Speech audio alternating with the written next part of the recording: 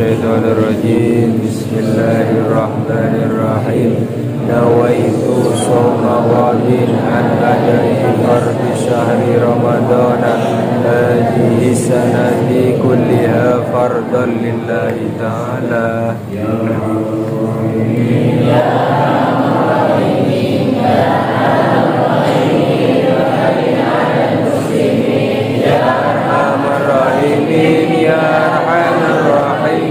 يا أرحم الراحمين فرج على المسلمين يا أرحم الراحمين يا أرحم الراحمين يا أرحم الراحمين فرج على المسلمين يا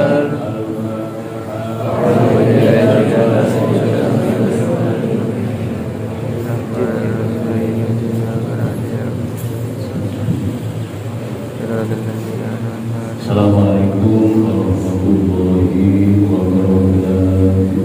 Waalaikumsalam warahmatullahi wabarakatuh. Alhamdulillah para jemaah salat tarawih witir rahimahullah. Sekarang hari Senin, puasa pertama hari Selasa, berarti kita sudah mendapatkan 7 hari puasa. Sedangkan tarawihnya sudah mendapatkan 8 kali tarawih.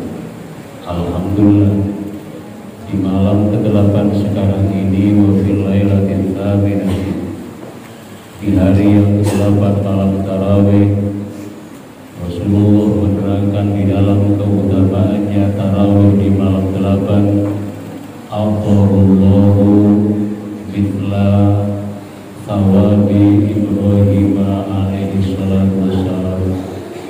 Allah Ta'ala memberikan pahala kepada orang yang melakukan sholat tarawih malam ke-8 malam ini, malam Selasa, sama dengan pahala yang diberikan kepada Nabiullah Ibrahim alaihi salam. Hadirin jemaah sholat tarawih witir rahimahullah. Nabi Ibrahim mulai dari kecil ini adalah Nabi yang selalu berpikir siapa Tuhan saya. Tidak ada yang menunjukkan karena orang tuanya sendiri adalah orang kafir yang namanya Azar.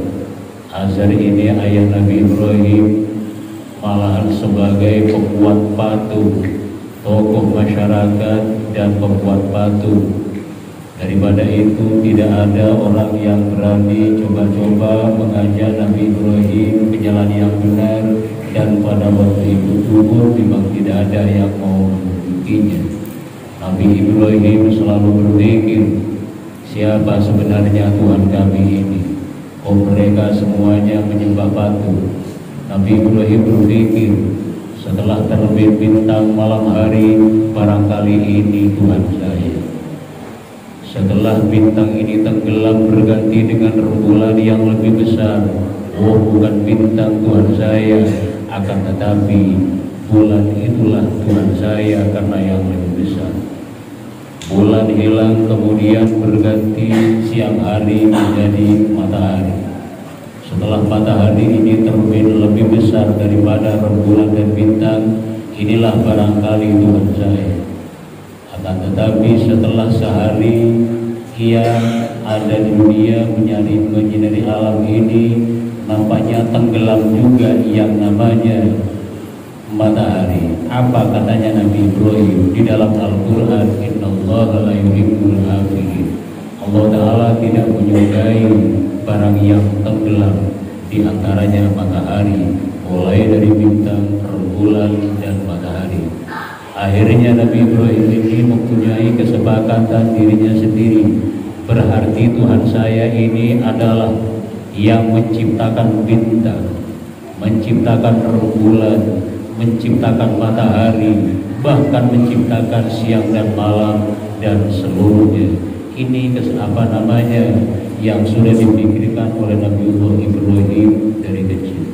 Nabi Ibrahim dari kecil ini bertentangan dengan Raja Namrud pada waktu itu.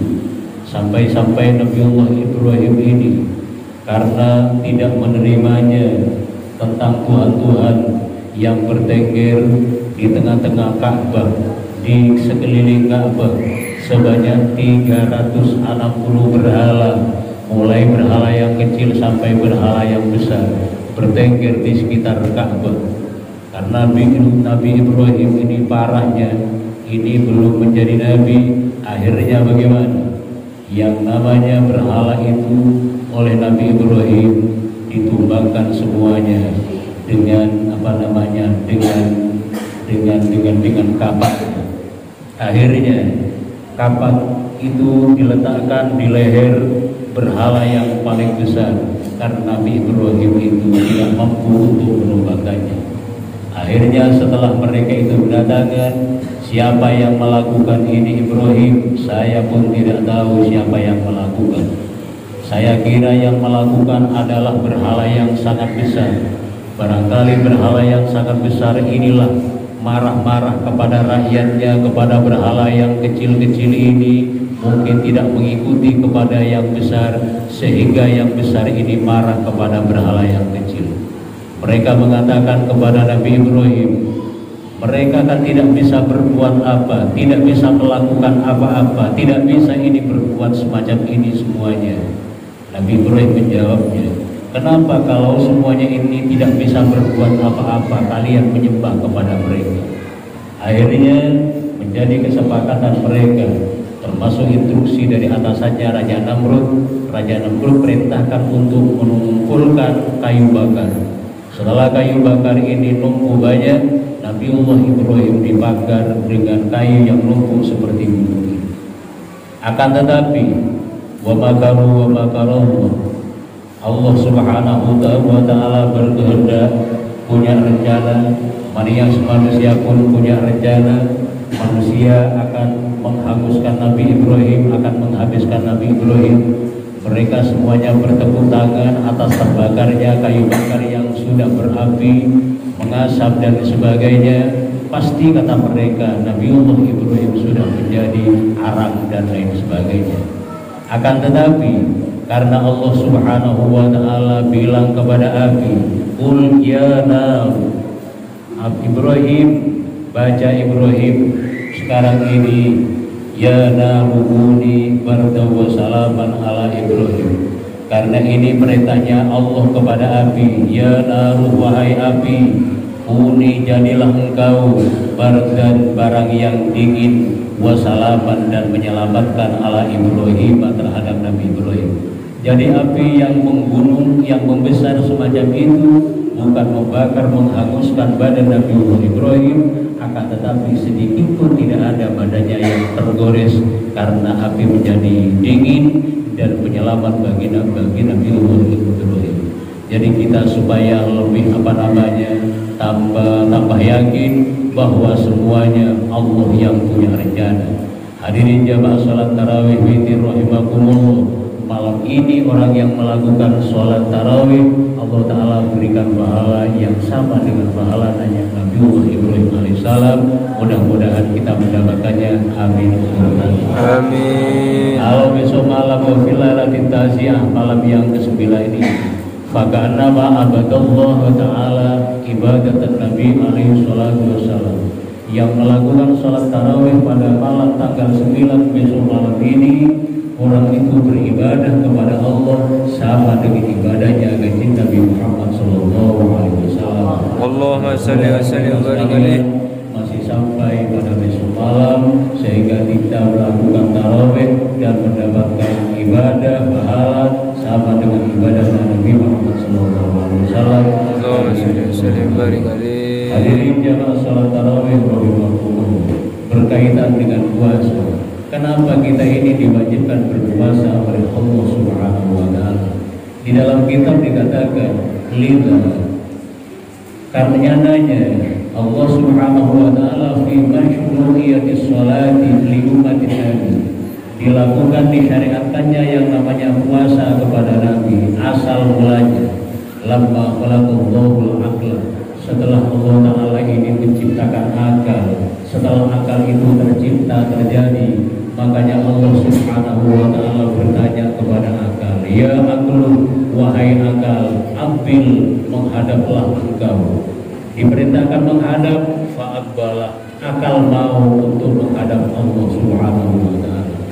Setelah itu thumma adbir, kemudian bertolak belakanglah kau, menghadap ke sanalah kau, jangan menghadap saya.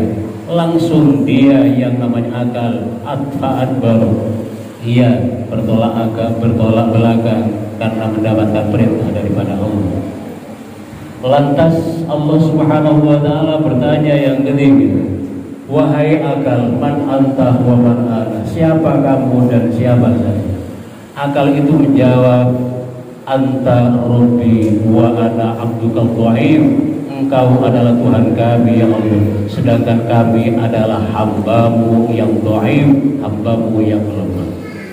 Karena yang macam demikian, makanya Allah Subhanahu wa taala mengatakan, wahai akal, ma khalaqtu khalqan a'azza minka, saya belum pernah menjadikan makhluk yang lebih mulia daripada engkau. Berarti makhluk saya, ciptaan saya yang paling mulia itu adalah akal, karena akal itu bisa berpikir jernih, mau mengikuti perintahku dan lain sebagainya, dan mengakui kalaulah saya ini sebagai Tuhan dia, Tuhan kamu. Akhirnya setelah Allah Subhanahu wa taala menjadikan akal, dan akal itu mengikuti kebaikan-kebaikan, kemudian Allah Subhanahu wa taala tsumma khalaqan nafsa, Allah taala menciptakan nafsu. Setelah nafsu selesai diciptakan oleh Allah Subhanahu wa taala, faqala Allah taala li nafsi, Allah taala bertanya kepada nafsu itu, man akbili, ya nafsu akbili, menghadaplah kau. Falam tujib, nafsu tidak menyambut perintah Allah Subhanahu wa taala, tidak mengindahkan perintah Allah, tidak mau menuruti perintah Allah Subhanahu wa taala. Thumma adbiri, membelakang dari saya kamu, juga tidak mengindahkan perintah Allah Subhanahu wa taala. Karena tidak mengindahkan, suruh menghadap, suruh membelakangi, sama-sama tidak mengindahkan perintah Allah. Lalu perintah yang nomor 3 ini, pertanyaan yang nomor 3 dari Allah, man anta wa man ana, siapa kamu, kok tidak ikut saya, dan siapa saya? Nafsu itu menjawab, ana wa anta, saya, kau. Itu adalah nafsu. Jadi nafsu ini degil, nafsu ini tidak mengikuti perintah Allah Subhanahu wa taala.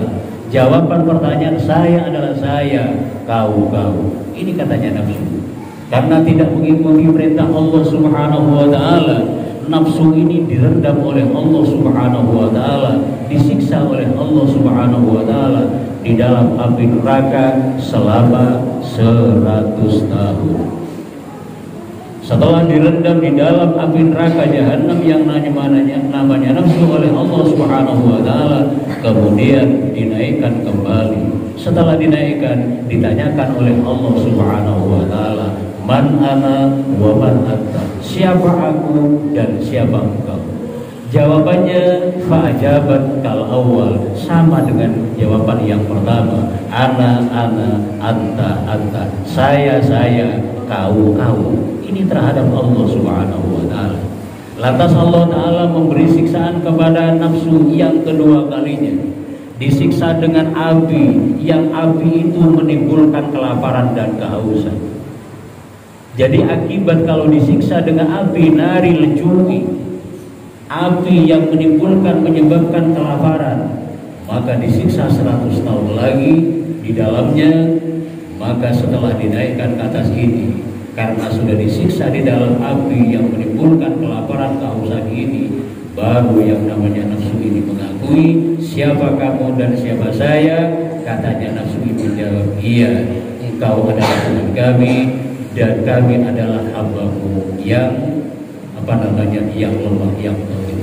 Akhirnya hadirin jamaah salat tarawih rahimakumullah, Allah Ta'ala mewajibkan manusia karena manusia ini punya akal dan manusia punya nafsu.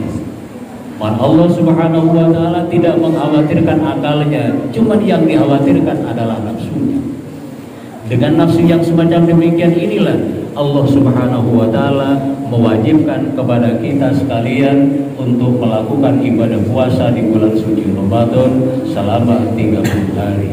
Hadirin jamaah salat tarawih witir rahimakumullah.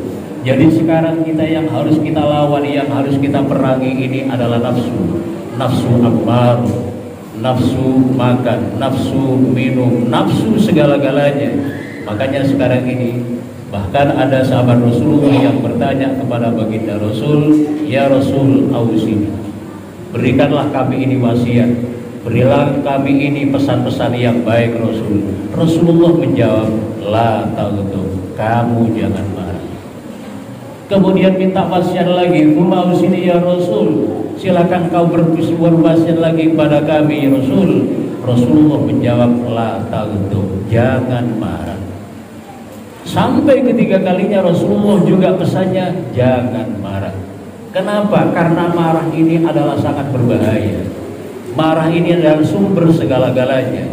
Kemarahan ini tidak bisa menyelesaikan dalam segala hal.